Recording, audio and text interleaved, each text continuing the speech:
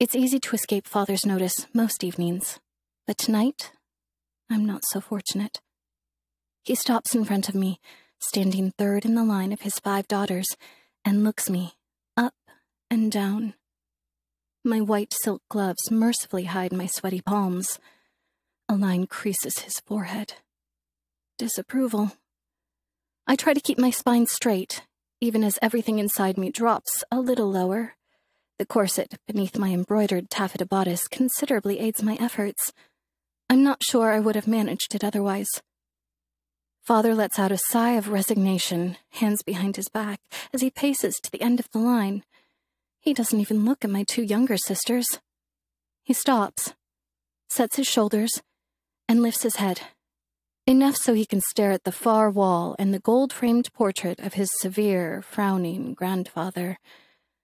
Ages ago, my youngest sister, Amelia, pointed out how the red-patterned wallpaper in this room brings out the red of great-grandfather's lips and cheeks, making it look like he wore rouge and lip paint for his portrait.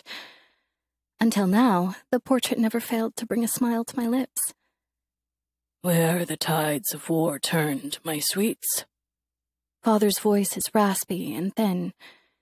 With his back turned, I let my gaze fall to the floor. Or rather, the lush magenta skirt flaring out in front of me, set with tiny reflective stones and mounds of lace.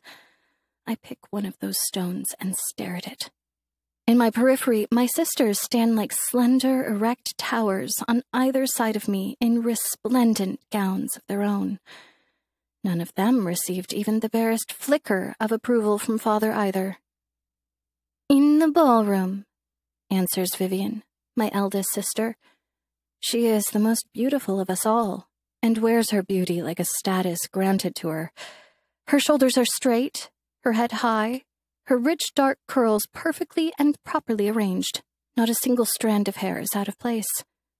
"Very good," says Father, turning around and facing the 5 of us. He isn't a tall man, yet he has always felt that way to me. He wears a striking blue doublet with gold buttons and a crown atop his salt and pepper hair. I find his eyebrow again. Anything to avoid looking directly into his eyes when they pass over me. "Now, what is the battle plan for the evening?" Yvonne, the next sister younger than me, pipes up, lifting her pert little cleft chin.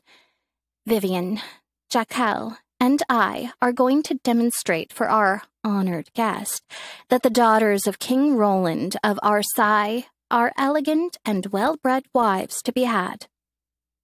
I shift my weight to my other foot. "Much rests on your shoulders to make your betrotheds happy men during the ball," says Father, eyeing my 3 engaged sisters in turn.